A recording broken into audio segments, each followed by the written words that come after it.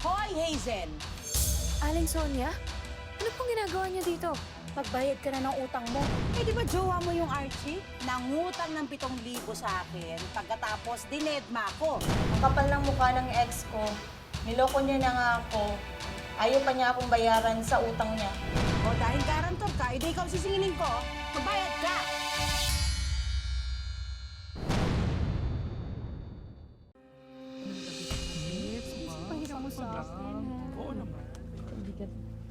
Sabay-sabay na natin i-greet ang baby ko.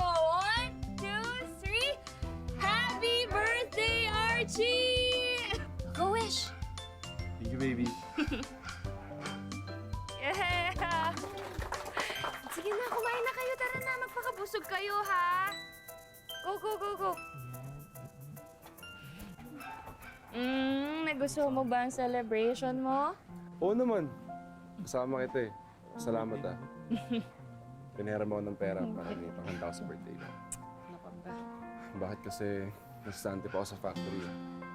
Kapal kasi ng mukha ng bisor ko eh. Pero promise baby, babayaran din kita. Alam ko naman yun, tsaka may tiwala naman ako sa'yo. Yung in-applyan mo pala nung nakaraan, kamusta yun? Ito naman, birthday ko na nga, ganyan pa rin yung topic mo. Sorry. Sige na. Go, mag-enjoy ka na. Kain ka na din. Nay! Bakit po? Tara na, kain na tayo. Anak, hindi kasi ako komportable dito eh. Savings mo, pinahiram mo kay Archie para sa birthday niya. Eh, di ba kaka-regular mo pa lang bilang kahera, tapos nagpautang ka kaagad ng 5,000? Nay, sorry po. Pero pabayaan na po natin. Hindi naman po iba si Archie sa atin. Tsaka nag-promise po siya sa akin na babayaran niya po ako. Ito naman si Balai ko, napaka-KJ. Pabayaan mo na, huwag natin pakalaman yung mga bata. Kaya pabayaan natin magdesisyon sila sa buhay nila. Lalo na sa pera, di ba?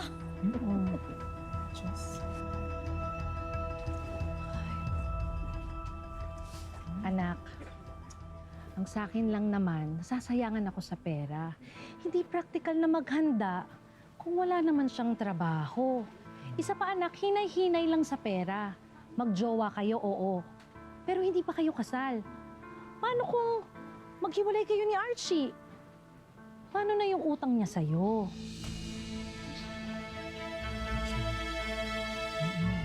Totoo naman, di ba?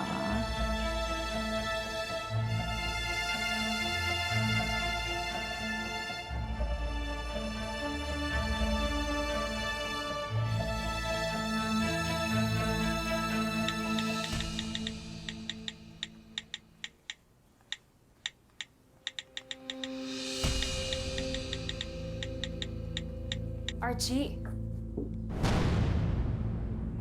Oh, ba't nandito ka? Ano tayo usapan magkita? Eh, hindi ka nagre-reply sa akin eh. Oh, wala akong load eh. Walang load? Pero may kachat ka. Ikaw ba kasi nandito? Gusto ko lang sanang tanongin kung kailan mo mababayaran sa akin yung utang mo. Di ba may trabaho ka naman? Bakit ako yung kinukulit mo? Baby, alam mo naman na nakabudget yung sweldo ko para sa mga gastusin sa bahay. Pati maintenance ni Inay, ako yung nagbabayad. Pambihira. Parang kasalanan ko kung mapuputulan ka ng kuryente ah. Eh, hindi naman sa ganun. Hindi naman kita sisingilin kung hindi ko kailangan eh. May disconnection notice na kami. Eh wala kang trabaho eh. Bakit ako kinukulit mo? Alam mo, umalis ka na lang. Panira ka ng araw eh. Teka lang! Ako pa panira ng araw, ha? Ay ako nga stress na stress kakahanap ng pera pambayad sa kuryente namin kasi hindi mo iniisip yung obligasyon mo sa akin. Hindi mo mabayaran dahil wala kang trabaho, ha? Wala kang trabaho dahil tamad ka, batugan ka. Wala kang ginawa kundi mag-inom. Hindi ko na may trabaho. Ganun tong masipag. Basta kahit anong piga mo sa akin ngayon, wala akong bibigay sa'yo.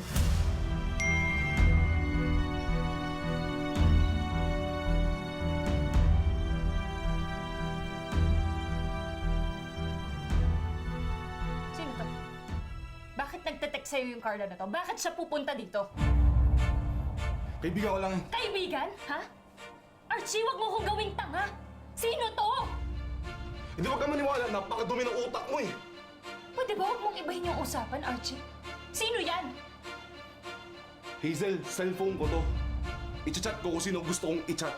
O sino nga sabi yan? Ba't hindi mo sabihin sa akin? Alam mo, maghiwalay na lang tayo. Total, wala namang tiwala sa akin eh. Ano? Hiwalay?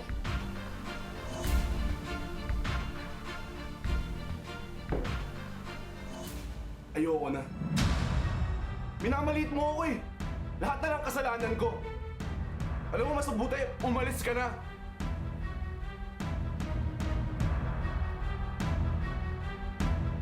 Archie, wag naman ganyan. Umalis ka na. Archie!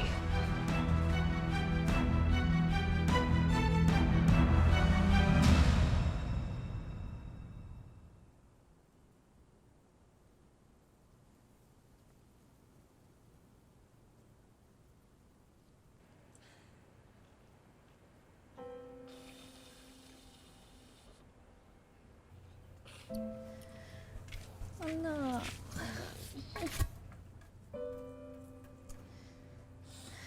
Nay, alam niyo na, sana nakinig na lang ako sa inyo noon eh. Dapat matagal ko nang hiniwalayan yung batugan na yun. Naku, hayaan mo na, anak. Nagmahal ka lang naman. Mali lang yung taong minahal mo. Okay lang yan, anak.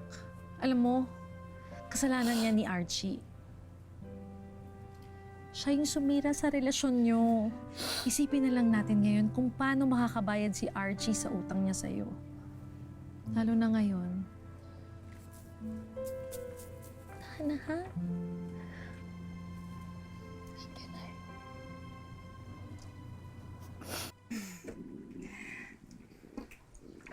Ay, naku anak. Huwag ka munang uminom yan dahil bawal, buntis ka. Opo. Naku, mabuti na lang. Ayun na ni Archie. Kasi napakaganda mo na. Napakamasunurin mo pa. Di kagaya ng isang babae na yan si Hazel. Naku, akala mo kung sinong umasta? Lalo na yung nanay niya, kontrabida lalo. Pwede ba? Huwag natin pag-usapan yun. Ma, mabait din naman po kasi itong anak nyo at ang gwapo pa. Kaya nga pumayag ako na itago ako tsaka itong pinagbubuntis ko habang sila pa ni Hazel.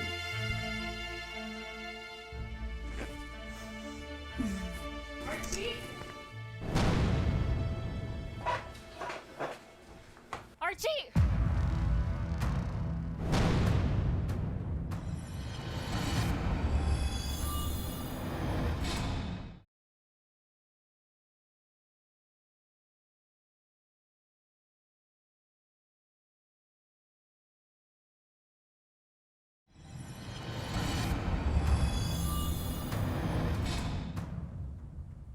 Siya ba si Carla?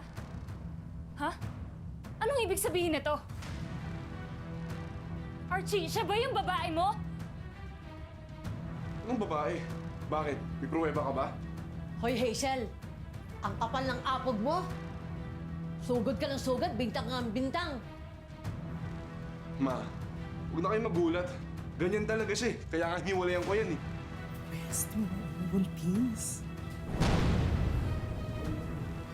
Archie, anong ibig sabihin nito?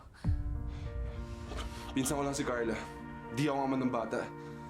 Cousin ko, John. Pakakasintahan. Bebs, bakla ka. Huwag kang pakialamera. Kayo ho ang huwag mga alam dito dahil kinukonsinti niyo tong batugan yung anak. Nasa pamamahay kita, huwag kang bastos. Kaya kitang itimanda, trespassing. E dedemanda ko rin ho kayo dahil ipapaalala ko ho sa inyo na may utang pa sa akin tong anak nyo. Yan! Yan! Lumalabas na yung totoong mong kulay, Hazel. Ang yabang mo, mukha kang pera. Simula pa lang, wala ka ng tiwala sa akin eh. Kung tatuhin mo, parang di naging tayo. Di mo na binigyan ng respeto sa sarili kong bahay. At sige, mag-usap-usap na lang ho tayo sa barangay. Dahil irereklamo ko kayong lahat. Sabihin mo lang kung kailan. Sige! Magkita-kita tayo! Kapal ng mga mukha nyo.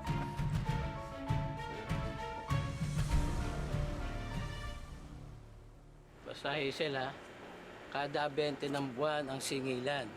Nagkakaintindihan ba tayo? Opo, makakaasa po kayo. Magbabayad po ako on time. Sige, aasahan ko yan ha. Sige, at maniningil pa ako. Salamat po.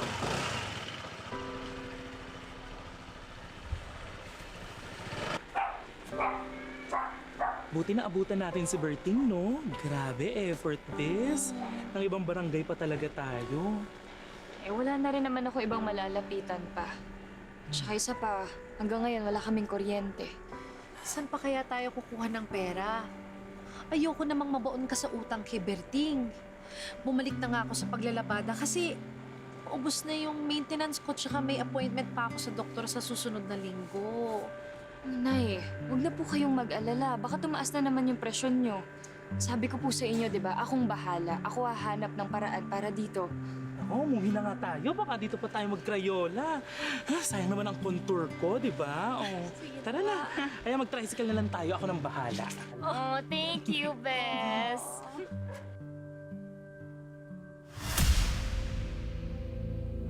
Oh my God, Bes! Tingnan mo, oh. Di ba? Hindi lang basta red flag yan lalaking yan. Naku, kasing pula ni Satanas. Hindi lang niya basta pinsan niyang si Carla eh. Hayop talaga sila, mga manloloko.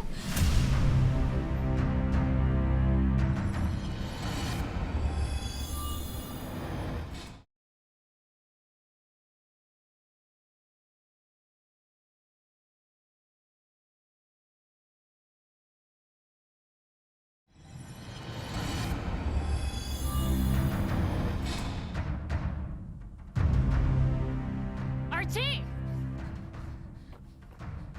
Nasaan yung anak mo, ha? Ilabas mo siya dito! Hoy, wala kang karapatang sumigaw-sigaw sa akin, ha? Nasa pamamahay kita. Pwede kitang idemanda. Pagbayarin mo muna ang anak mo ng utang niya bago ka pumutak dyan! Tama. Archie, buwisit ka! Lumabas ka dyan! Archie, lumabas ka dyan! Bayaran mo yung utang mo sa akin! Hazel, pwede ba? Di ka marunong tumigil? Nakakabwisit ka na eh! Ikaw yung buwisit! Dahil pinirwisyo mo yung buhay ko! Palayasin mo na nga yung babae na yan. Nakakabadrip yung mukha eh. Isa ka pang mga agaw ka! Excuse me, hindi ako mga agaw. Pinili ako ni Archie. Ayaw niya na sa'yo. Kita mo nga oh, ako yung binuntis. Ikaw, hindi. Kaya, manigas ka! Hoy, ikaw! Madakot-takot ka sa mga pinagsasabi mo, ha? Malante! Hazel, pwede ba? Huwag si Carla. Kita mo buntis yung tao, di ba? Huwag pakialam! Kayo na mga agaw! Anak! Ano ba? Huwag mo na masaktan si Archie dahil ako mga kakalaban mo. Tawan niyo ako! Ano ba? Huwag bumitawan mo ka! Ano ba? Tama na! Alam mo ba, no? Ha? Tama na! Tama na! Tama na! Tama na! Hazel, Archie, huwag niyo idaan sa away. Pag-usapan niyo nang hindi kayo nakakaperwisyo. Eka, pinautang ko lang naman yan si Archie kasi nga may tiwala ako sa kanya. Kasi mahal ko siya. Kaya kahit wala siyang permanenteng trabaho, pinilit ko siyang intindihin kasi nga akala ko magbabago siya. Pero tingnan niyo nga yung ginawa sa akin, pinaglololoko ako. May babae pa siya habang kami. Manggagamit siya. Pwede ba? Wala ka nalaman dito si Carla. Utang ko yung pinag-uusapan natin dito. Oh, mabuti naman at umamin ka na may utang ka sa akin. Kap, narinig niyo naman, di ba? Ay, nako. Alam niyo, walang mangyayari dito sa usapan na to eh. Kap, pauwiin niyo na po kami. Kasi bitter lang yung Hazel na yan. Kasi hindi niya matanggap na iniwanan na siya. Kaya naghahabol. Oh, syempre, kwento mo yan. Bida ka dyan. Pero ang totoo, punong-puno ng kapokpokan at kalandian niyang katawan mo. Ang kapal ng mukha mo. Ikaw yung makapal ng mukha. Kapag ako nalaglagan, papakulong kita. O, teka lang. Paano ba to, Chi? Eh, ikaw ang may utang. Responsibilidad mo, bayaran mo yan. Sige Kap, babayaran ko naman eh. Konting panahon lang, dumidiskarte din naman ako. At sa'yo, Hazel, Isasampal ko sa mukha mo yung pera mo para magtigil ka lang. Mag-antay ka lang. Alam mo, bilib din ako sa katigasan ng pagmumukha mo eh, no?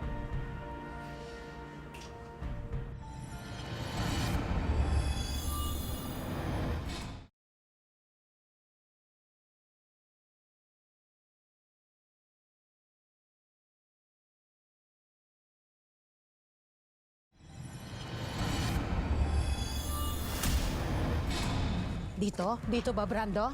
Ha? Oh, hawakan mo to. Hazel! Hazel! Hazel, lumabas ka dyan! Hazel! Hoy, Hazel! Aling Sonia? Ano pong ginagawa niyo dito? Pagbayad ka na ng utang mo. Aba, paso na! Mag-ilang buwan na to ah! Ano pong utang? Utang? May utang ang anak ko sa'yo? Nagkakamali ho yata kayo, Aling Sonia. Kasi hindi po ako nangutang sa inyo. Kay Mang Berting po ako nangutang. Nga, Aling Sonia, grabe naman kayo makasingil. Talo nyo pa ang Bombay sa interes. Bakit naman kami mangungutang sa inyo? Aba, eh di ba jowa mo yung Archie? Ginawa ka niyang garantor. Nangutang ng 7,000 sa akin, pagkatapos dinedma ko. O dahil garantor ka, edi ikaw sisingilin ko, magbayad ka. Aling Sonia, teka lang. Hindi naman ho yata tama yan. Tsaka isa pa hiwalay kami ni Archie. Wala na kami. Kaya wala akong kinalaman dyan. Wala akong pakialam doon. Ang importante, ikaw ang garantor, ikaw ang nakasulat, may katibayan ako, kaya ikaw ang sisingilin ko. Magbayad ka. Ay nako, teka lang naman. Mukhang mali naman yan, Sonia. Naninig mo naman, walang alam yung anak ko, kaya labas siya dyan. So wala kayong pabayad. Madali akong kausap. E di kukunin ko na lang yung gamit niyo. Ho? TV? Electric fan? O yung rice cooker? Naku, teka lang po. Ano ba itong nangyayaring to? Ba't ba nagkakaganito, anak? Kailangan yung bayaran yung 7,000 sa loob ng isang buwan. Kundi, lilimasin ko bahay niyo. Baka pwede naman po nating pag-usapan. Kasi talaga pong walang-wala kami ngayon eh.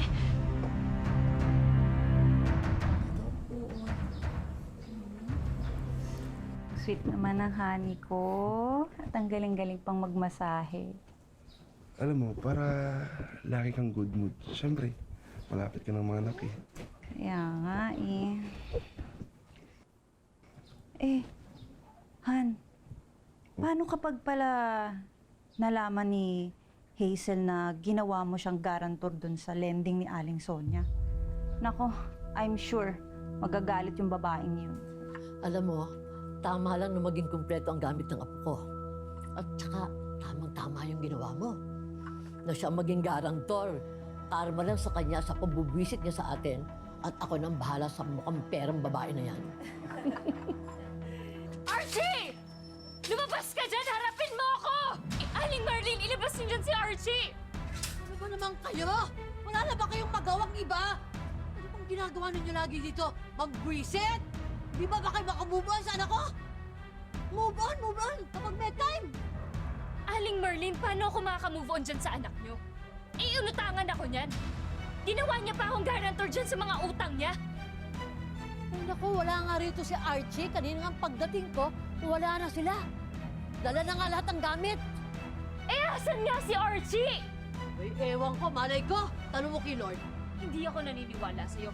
Wala akong tiwala sa'yo. Nasaan siya? Ilabas mo siya. Hoy, sige pumasok ka na, tingnan mo.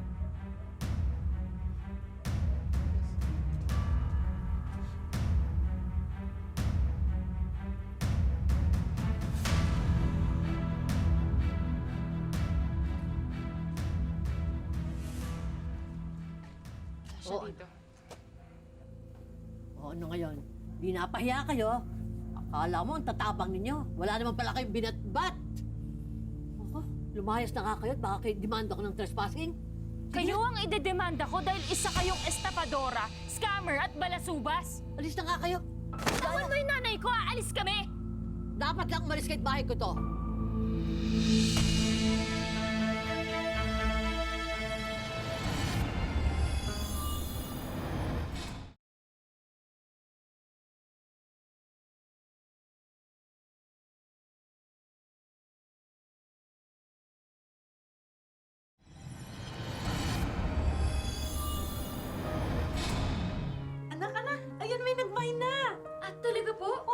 Inay, kunin mo yung phone number niya para ako nakakausap. Sige, anak.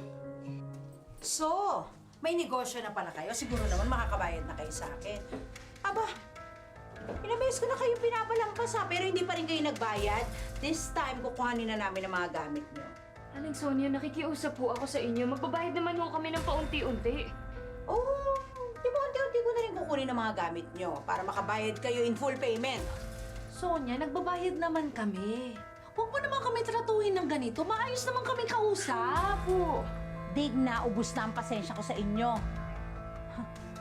Dahil sa mga kagaya nyo, nasira ang negosyo ko. Brando, kuhanin mo na yung sofa. Bilis.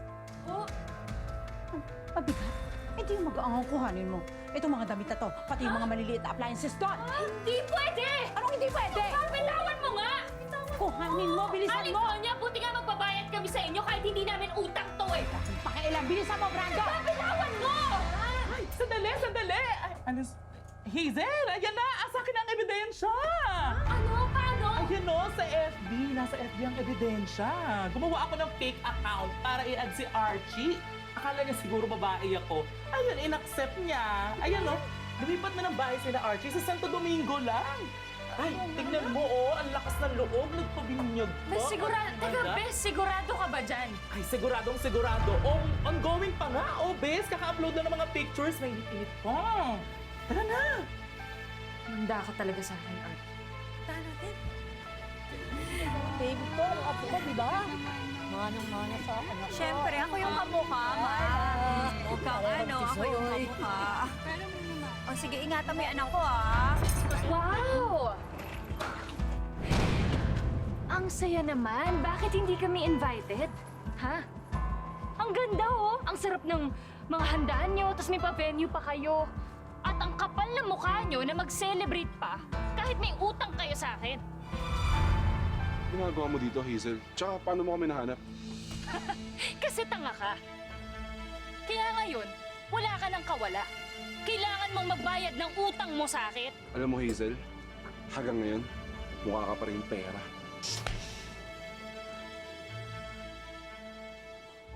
Alam mo ikaw, napaka-desperada mo. Hindi ka na babalikan ni Archie. Huwag kang mag-alala. Sayong-sayo na yan, isaksak mo sa baga mo. Alam mo ikaw, punong-puno na ako sa'yo eh. Halika nga dito. Alam mo rin ikaw, mas punong-puno ako sa'yo dahil hindi ka nabuntis ngayon. Ang dami mong utang na sampal sa akin!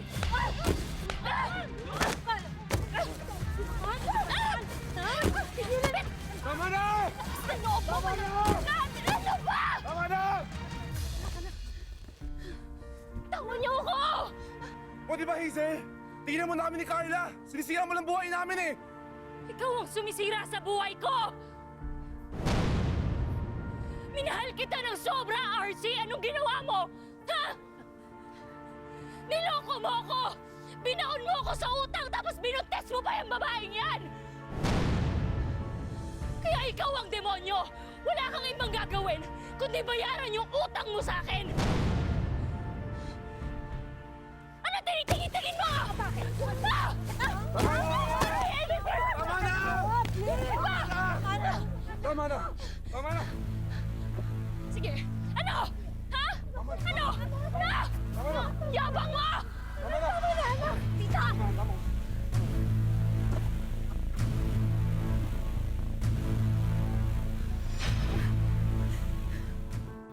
Mahirap talaga ang mag-move on, lalo na kung sa kabila ng pagiging walking red flag ng dati mong karelasyon, pinag-ubusan mo pa rin siya ng panahon at atensyon.